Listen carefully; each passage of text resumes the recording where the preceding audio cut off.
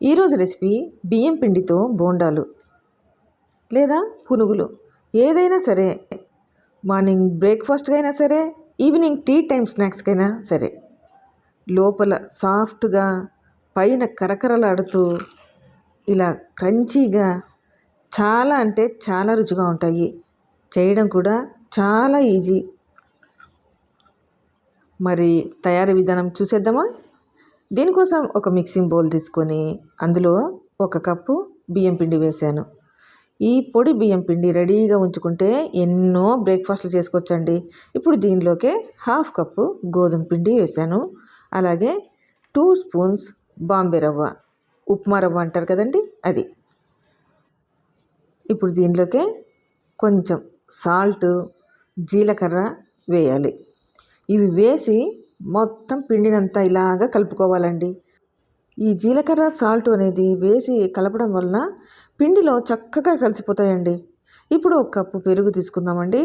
దీన్ని బాగా చిలికేసి ఆ పెరుగుని ఇలా వేసేసుకుందామండి.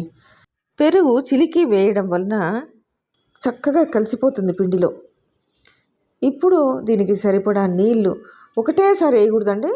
కొంచెం కొంచెం వేస్తూ పిండిని, మనం బోండాలు వేయడానికి పిండి ఎలా ఉంటుంది చూడండి, అలా కలుపుకోవాలి. కన్సిస్టెన్సీని మనం చెక్ చేస్తూ కలుపుకోవాలండి. ఇంకొన్ని నీళ్ళు అవసరమవుతాయండి.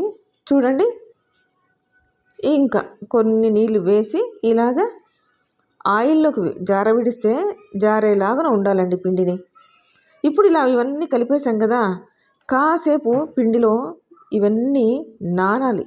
ఒక 15 మినిట్స్ మూత ఉంచేసి పిండిని వదిలేద్దామండి. 15 మినిట్స్ తర్వాత మూత తీసి చూద్దామా?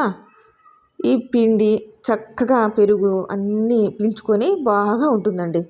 ఇప్పుడు దీనిలోకి ఒక పెద్ద ఉల్లిపాయని చిన్న కట్ చేసుకొని వేసుకోవాలి.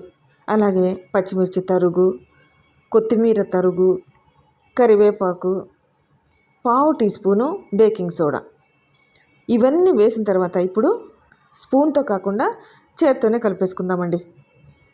ఇప్పుడు చూడండి, ఇలా బాగా కలిపేసుకొని పిండిలో మొత్తం అన్నీ కలిసేటట్టు చూసుకోవాలి. ఇలా పిండినంతా చక్కగా కలుపుకొని సాల్ట్ ఒక్కసారి సరి చూసుకుందామండి. ఒకవేళ తక్కువ అయిందనుకోండి ఇప్పుడు వేసేసుకోవచ్చు.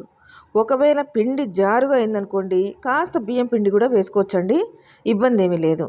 ఇప్పుడు పర్ఫెక్ట్ కన్సిస్టెన్సీ అండి. ఇప్పుడు ఆయిల్ వేడెక్కిపోయింది. వేడెక్కిన ఆయిల్లో నిదానంగా పిండిని ఇలా బోండాల షేప్లో వేయాలండి. ఆయిల్లో వేయంగానే అడుక్కు చేరిపోయి వెంటనే ఆయిల్లో పైకి తేలుతాయండి. చూడండి, ఇలా పైకి తేలుతాయి. అంతవరకు మనము గరిటెను వాడకూడదు.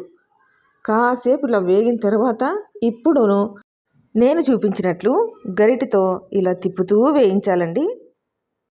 ఇలా కలుపుతూ ఉండాలండి. ఎందుకంటే రౌండ్గా పడింటాయి, ఒకవైపు కాలుతాయి, ఒకవైపు సరిగా కాలకుండా అలా ఉంటాయి కదా, అందుకని గరిటెతో ఇలా తిప్పుతూ కాల్చుకోవాలండి.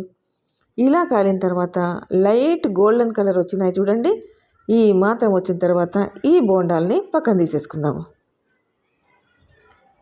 ఇలా అన్నిటినీ బోండాలుగా చేసుకుందామండి. చూసారా ఆ సౌండ్ ఎంత క్రిస్పీగా వచ్చినాయో?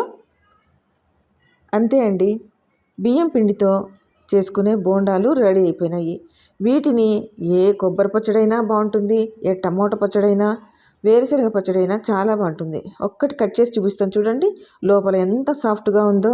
మరి మీకు నచ్చితే నా మాషిష్ ఛానల్ని సబ్స్క్రైబ్ చేస్తారు కదా. Thanks for watching.